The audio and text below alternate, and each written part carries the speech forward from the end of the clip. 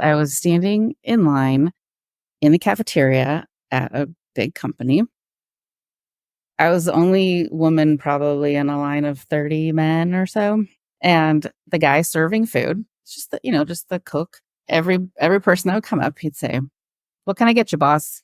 Does this probably 10 times. And I come up there and he's like, "And what would you like?" And I said, "What? I don't get to be a boss today?" He goes, "Well, you're a lady."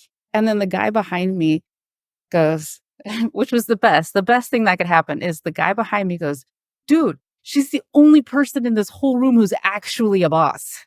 He's like, "A lot of us report to her."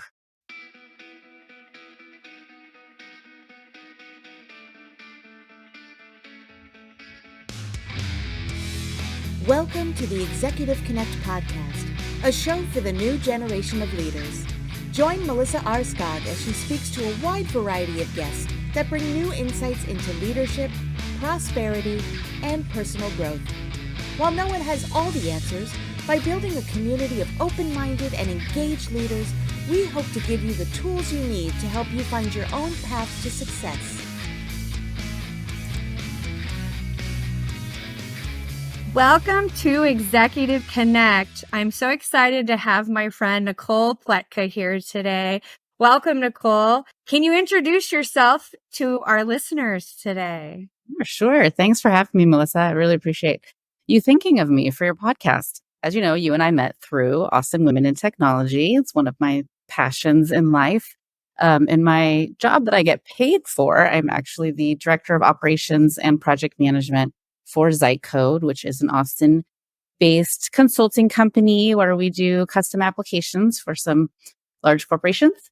And when I don't get paid, I spend a lot of my time working for Austin Women in Technology.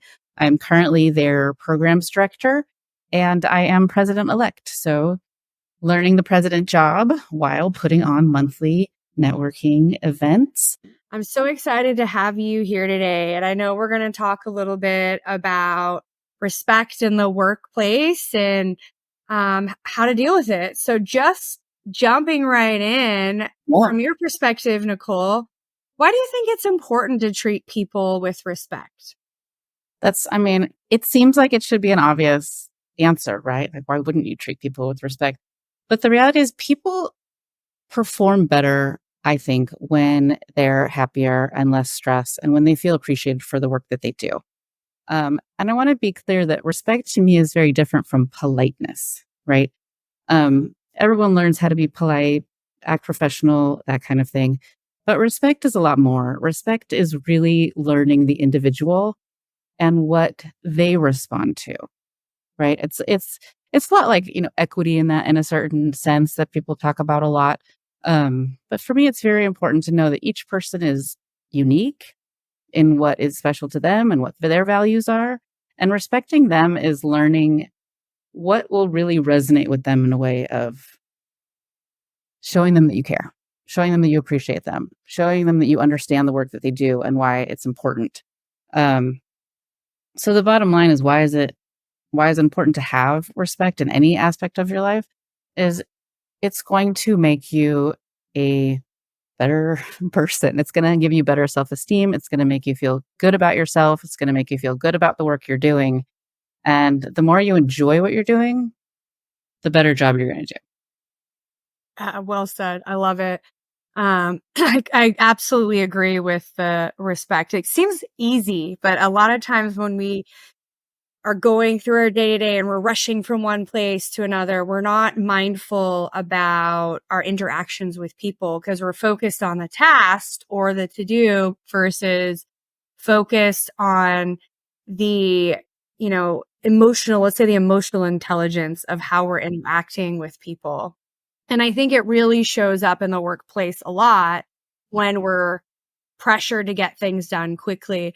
So as it relates to work, how should people deal with disrespect in the workplace or people that aren't getting respect, like you mentioned at work? Mm-hmm. And then maybe secondly, a second piece to that, what have you found are the most effective strategies and why do those work? Okay, that's a lot of questions in one sentence there. but they're really good ones. And it's really important because, as I mentioned, it's a very individual endeavor. So showing respect to one person may look very different than showing respect to another person. A lot of times the way people like, I'm a very direct person, very to the point, just get things done.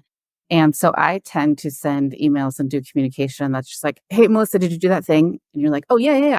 And I'm like, love it. Great. Whereas somebody else would want to hear, hey, Melissa, how's your day? That's good. Are you ready to talk about this task? Because it's important, And like some people need more pleasantries, they need more niceties. Some people feel like that's a waste of their time, right? And so at work, understanding the communication preferences of the people you're talking to is a really, really important way of showing respect and showing if they respect you as well, right?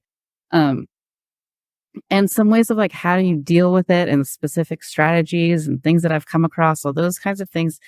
You really have to use what works for you.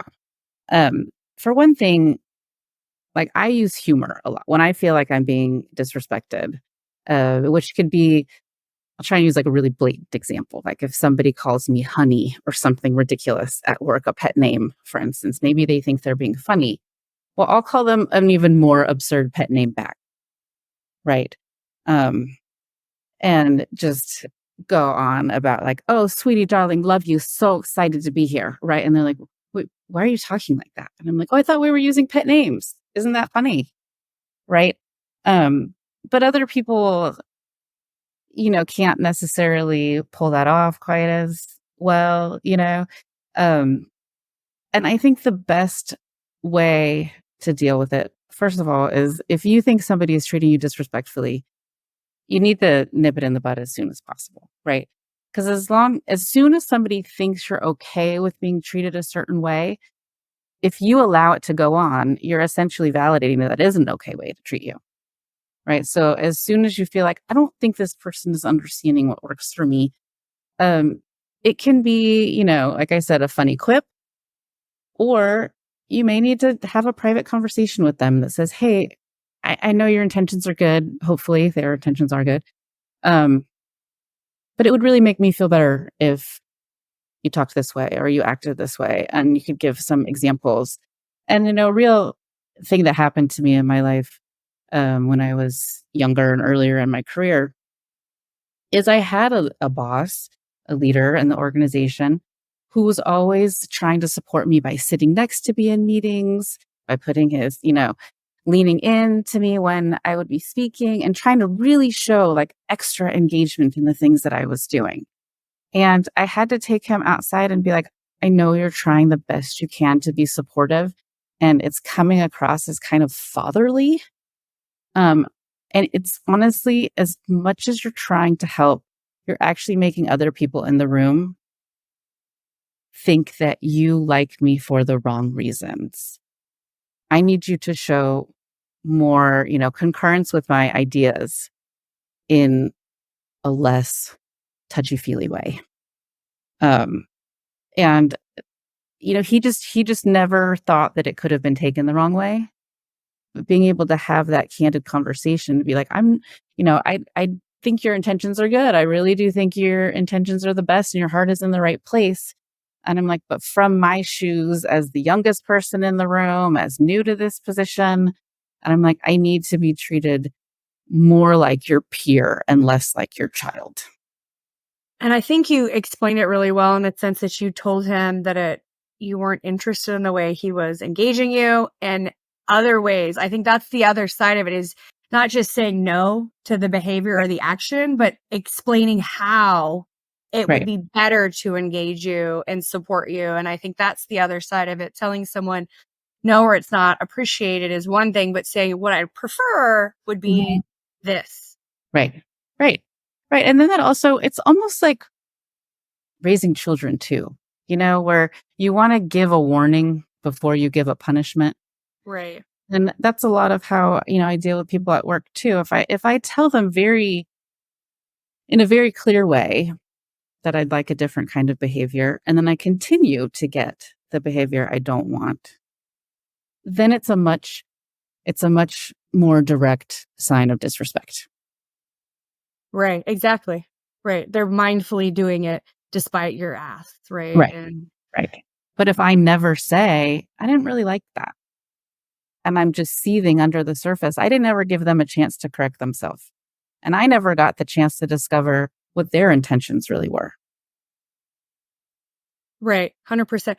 And I think that's a good point. I think, coming a lot of my career, it's been in the technical field. So I've had technical roles. So Mhm. being a very high energy, bubbly Mhm. person, when I engage technical, introverted people, a lot of times my personality is way too much, right? So I've Mhm. had a couple of them say, "Hey, Melissa, your energy is so high.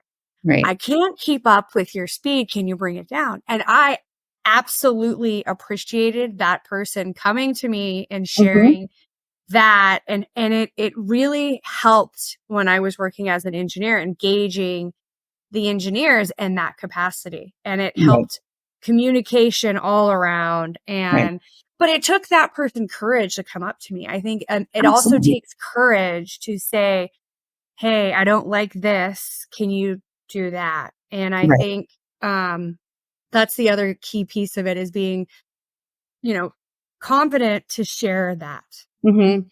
Right, and I do think a lot of people, yeah, they lack that confidence, and unfortunately, I think a lot of women especially, were taught at a very, very young age, and not even in an intentional way, of being polite, smiling when people speak to you, laughing at people's jokes, not wanting to offend people, but I think you have to be really careful because showing acceptance of certain things and not being clear what you do and don't like is that can actually be propagating bad behavior. Um, and I think into what you were saying, like Brené Brown has a very, very clear or very, very nice quote that is clear is kind. And I very firmly believe that clear is kind. I think most people in this world have a good heart. Like they really are we're all trying to survive in this crazy world, in this crazy planet, everything we have to go through. You got to give people the benefit of the doubt, and you have to really hope that the way they're treating you is because that's been successful for them in the past, right? But the way things worked in the past is not necessarily how we want things to work in the future. And the more we can advocate for how we want things to be in the future, the more we can empower other people to have the confidence to be like, hey, I saw Nicole stick up for herself in a really polite, nice way that made a big difference. Maybe I can do that too. Um, and so that's one of the things that being part of, Austin Women in Tech that has been nice has been so many younger women saying things like, hey, I'm really glad you reminded us that we shouldn't let ourselves be talked over. I forget that I allowed that to happen. Or people emailing me saying, you're going to be proud of me. I didn't laugh at a dirty joke. I told them I didn't like it. And I think being that example for people, being that person you can be like, you'll be proud of me because, gives people more like reason to do it and reason to help make that change of how people want to be. And it's a muscle, right? It's something you Mhm. got to practice. And the first time it's really uncomfortable. I remember when I was in a similar situation and I went back the other direction, and I was very uncomfortable saying it. I don't even think I got the words out correctly. Mhm. And I did it, and then it was easy to do it again and again and again, and just be honest with people. And I think you nailed it, Nicole, is people want to do right and do good and meet you where you are. I think Mhm. we have personalities that clashes. We come from different backgrounds and cultures, Mhm. and that doesn't mean that because you don't necessarily get along with people you work with, but that you don't respect them and value them as a professional. So I think um, you very much nailed it. And I think we got to work together to exercise those muscles. Yeah. And, I received a gift years ago that at the time I was underage. So I received alcohol from somebody Mhm. that was giving Mhm. me a gift. I was under 21, Mhm. and they weren't really aware that they were giving me, alcohol. And I had to tell them, hey, uh, and so I think I had to learn very young to share. The point is I had to learn very young to share and put my needs and feelings out there. And Mhm. that person was like, "Oh my gosh, I didn't even realize that you weren't, of age." So they were equally uncomfortable at Right. not knowing that. So I think it goes both ways. And, Right. as it ties in to kinda, I think it kinda ties into self advocacy. So, Mhm. what role does that play in advocating for fair treatment for yourself, for your role at your company? So Mhm. maybe any personal experiences where you can share where you were able to lead positive change in a company you work for, Mhm. like sharing, feedback or respect. I've worked in such a strange variety of places from, like military bases to gaming companies to, semiconductors, like all over the place. Um, and honestly, I really believe that making even one person see things a little bit differently or even realizing that they have a systemic bias, making them see that and realize that any one person, like it makes a change. It makes a difference. It makes them think differently. And I think that all just like spreads out. Um, a really kind of funny example, and this is an example of self-advocacy with that, and I have to be really clear about when you feel disrespected, it's very easy to get angry, but it's really important that you don't, right? That you handle it and that you always keep in the back of your own mind that there may be a reason that person's either having a bad day or that they think that's appropriate. You don't know what happened in their background, just like they don't know what happened in yours. But the story I want to get to is I was standing in line in the cafeteria at a big company, and I was the only woman probably in a line of 30 men or so. And the guy serving food, just the cook, he every person that would come up, he'd say, "What can I get you, boss?" And they'd say what they want to give the food. Does this probably 10 times, and I come up there and he's like, "And what would you like?" And I said, "What? I don't get to be a boss today?" And he says, "Well, you're a lady." And I was like, "Yeah, I know." And then the guy behind me goes, which was the best. The best thing that could happen is the guy behind me goes, "Dude, she's the only person in this whole room who's actually a boss." That's great. He's like, "A lot of us report to her." And he's like, "Oh, I'm so sorry." And that's the kind of thing, like, if I hadn't said, in a nice way, like, "Why don't I get to be a boss?" It's not advocating like, "How dare you call everyone a boss except for me?" You know? Um, but just kind of having that, like, making him go like, "I don't know. Why did I change my choice of words when a woman came up to me?" Um, I think is important, right?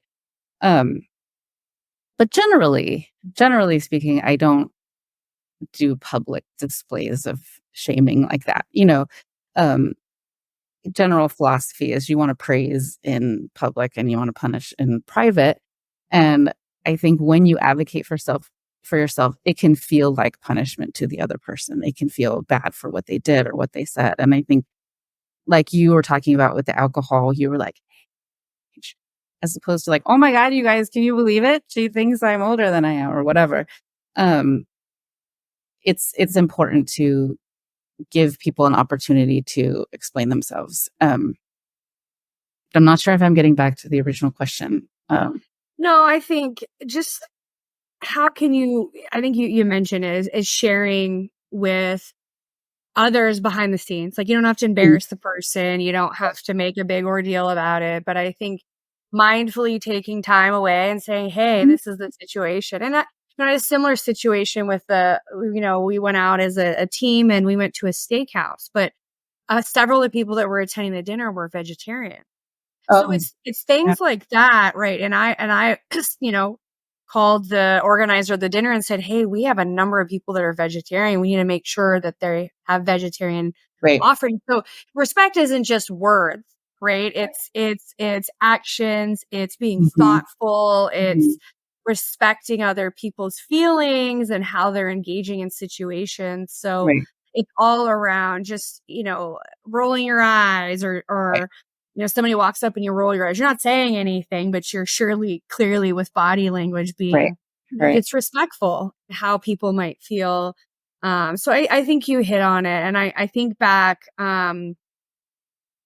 these situations are very clear and basic, but it Mm-hmm. comes across in multiple different ways. Mm-hmm. It's not just, hey, Right. what do you want to eat? It's all around respect. So it's really drives behavioral change Mm-hmm. in a company, and even societal changes, right? With organizations, Right. like you mentioned, with Austin Women in Technology, there's the membership is a lot younger, and they're looking up to us to how we talk about things and engage. Right. It gives them the confidence to make some changes Right. Right.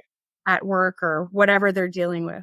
Yeah, and I just think treating people respectfully and showing that you expect to be treated respectfully, like as a leader, is so important because you really are making an example of how you want the world to be, right? How you want people to treat each other.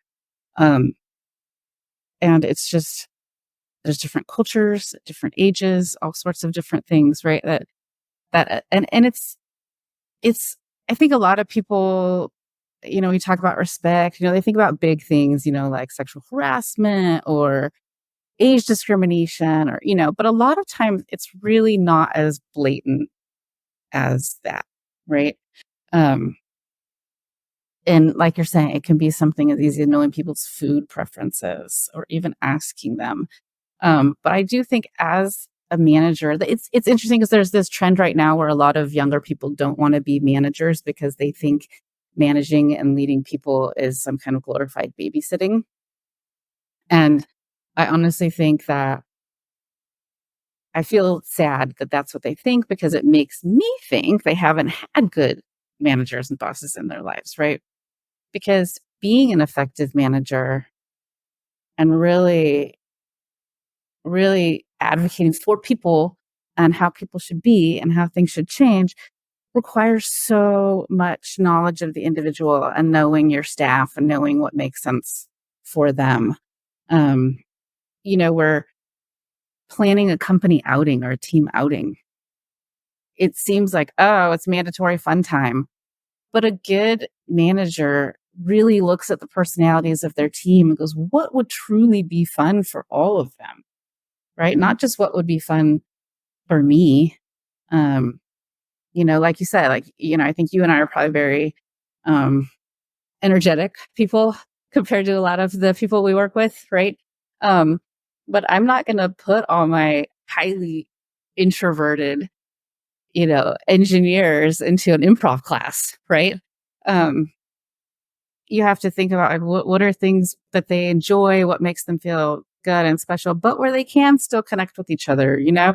And I think it's being thoughtful too, respect and being thoughtful of people's feelings and showing up in a way that when everybody's feeling appreciated and respected and cared about and thought about, I think it drives overall productivity. People are more motivated, they do more, they go the extra mile, they put the extra energy in.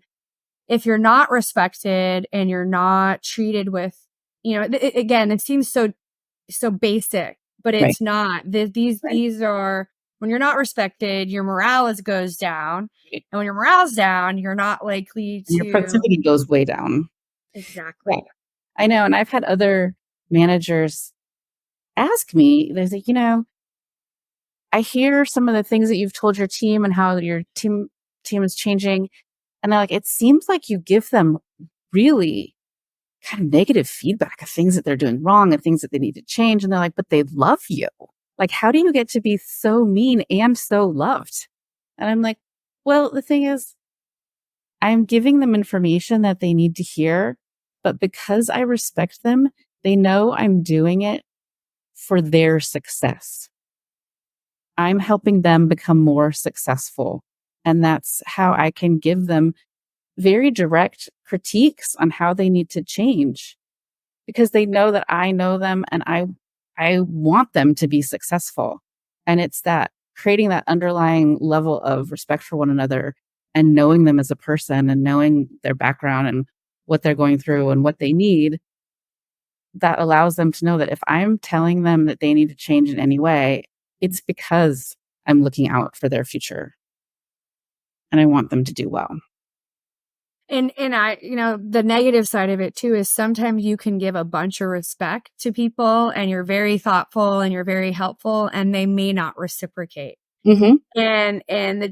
It's okay if you've put your needs out there and you ask for things. I think sometimes it's timing and people, like you said earlier, they don't have experience in dealing with things and they're uncomfortable but continue to remind them, remember we talked a couple weeks ago and I preferred to be addressed this way instead of that way. And, I feel like you're talking down to me, not, and so it's just being honest and having dialogue and people may meet you there and they may not. And I think being okay that they're not going to meet you forces your hand to make a decision. So if they're not respecting you and not treating you the way you want to be treated, do you really want to be involved in that environment, whether it's personally or professionally? And that gives you the clarity on how to make decisions for yourself.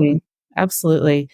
Yeah. And that's where, giving people opportunities, like this is why having one-on-ones, I think, with your staff is so incredibly important, because you need to give them that space to be vulnerable and criticize up and criticize down, right? Like they need to be able to tell you in a constructive way, if like, I don't like the way you lead our meetings. Like you're really kind of bossy or whatever, whatever they think needs to be done differently. But a lot of times, like you need to as the leader, you need to give them the space to be vulnerable so that they can say the things they might otherwise be a little bit scared to say. And because there are a lot of places, places being companies or places being countries and different cultures, where you're really not supposed to speak up about wanting to be treated differently or not liking how your boss is treating you. You're supposed to just like suck it up and take it. And if you don't like it, leave. And I feel fortunate that we're in a culture that is not like that. Because I think our culture kind of was like that maybe 50 years ago or so. But I think we're getting a lot better. Yeah. And I'm so happy for things like, the Me Too movement and all the punk rockers out there who, always stand up for things that need to change. Because I do think everyone needs to figure out what is their best forum for advocating for change, right? Like if I was a singer, maybe I'd write songs about it. I'm not. You never want to hear me sing, believe me, right? But as, a leader in Also Women in Tech, I can remind women and men of how things are changing and how we've been taught to behave and how that doesn't necessarily need to be how we should behave anymore. So. Yep. And we're all learning and growing as the world learns and grows, right? Mm-hmm. Mm-hmm. We're all a growing living being. So we're developing and changing our views, right? People are changing their all around views about everything. And I think we just meet them where they are. Yeah, absolutely. And, just final thoughts. Any maybe top 3 things that you can share with our listeners or key takeaways? Doesn't have to be 3 that, they could put to practice today in their work, at their work or in their social circles or in their personal lives. Mm-hmm. Sure. I think number 1 is if you feel like if you feel like a guttural reaction to something that somebody says or does, try not to react until you know where that's coming from for you, right? Why is that giving me a visceral reaction? Because sometimes, when you look a little bit deeper, it can be your own history makes you triggered by that. And And it's important that you think about how you react and how you want to react before you say anything. I definitely think the whole, golden rule, treating others the way you want to be treated, is exceptionally important. But also knowing that how you want to be treated may not be exactly how they want to be treated, right? And so learning the individual, learning what people like in terms of, compliments, rewards, accolades, how they like to receive those, how they like to receive criticisms as well, is important. So that individualization is critical in being a respectful person. I'm trying to think if I have a good third. If you want to experience a lot of disrespect, definitely have teenagers. Be around teenagers all the time. And then you'll learn how to suck it up when you're disrespected all the freaking time. Right. Yeah. It's funny. The first one reminds me of, I forget who says the saying, but it's people might forget what you say, but they won't forget how you made them feel in a situation. So the more you make people feel respected and appreciated and valued, the farther you're going to get in your not only just personal life, your professional life. You'll have more rewarding relationships with people. You'll have better intimate relationships. It goes all across the board. We're not just talking professional. Right. And it starts with self-respect, right? Well said. Yep. And that's really, really where it starts. If you don't respect yourself, you're never going to stand up for it. And so, one of my closest friends, when I was really down on myself about something, said to me, she said, "Don't talk to my friend that way." Meaning I shouldn't talk to me that way. Ew, yeah. And it really stuck with me because I thought about, like, if someone talked to my friend like that, I would stick up for them to the end of the world, right? And yet I'm saying all those things to myself. So start with yourself. Self-care, self-love. I love it. Yeah. Cole, I'm so glad to have you on. I can't wait to see you again soon. You're a world of wisdom. Oh, gosh. And I love the energy. Thank you so much for being on the call today. I'm sure I will see you soon. We have other cybersecurity conferences, World Logic Day, all sorts of great stuff. I'm sure we'll meet again. Absolutely. Thank you so much. All right. Thank you. Okay. You've been listening to the Executive Connect podcast. If you have questions or ideas on how to bring leadership to the next level, email us at executiveconnectpodcast@gmail.com. And don't forget to subscribe so you can catch every new episode. Until next time.